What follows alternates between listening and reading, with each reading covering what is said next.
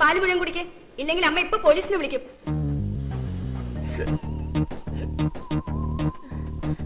വായിന് വെല്ലെടുക്കണ നാരായണൻകുട്ടി. ഓഹോ, വണ്ടി ഇറങ്ങി കാല് കുത്തുമ്പോഴത്തേക്ക് നീ പ്രശ്നം ഉണ്ടാക്കിയല്ലേ? പ്രശ്നോ? റെയിൽവേക്കാരുണ്ടാക്കിയ ഒരു പ്രശ്നത്തിന് പരിഹാരം ആവശ്യപ്പെട്ടപ്പോ അവരെന്നെ പിടിച്ച് ലോക്കപ്പിലിട്ടു. നീ എന്തെങ്കിലും ഒപ്പിക്കാതെ.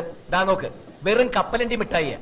ഇതിന് മാക്സിമം റീറ്റെയിൽ പ്രൈസ് 11 രൂപ 50 പൈസയാ. പക്ഷെ തീവണ്ടിയിൽ എന്നോട് ഇതിന് 12 രൂപ വാങ്ങിയത്. Service charge ഈടാക്കിയതാവും.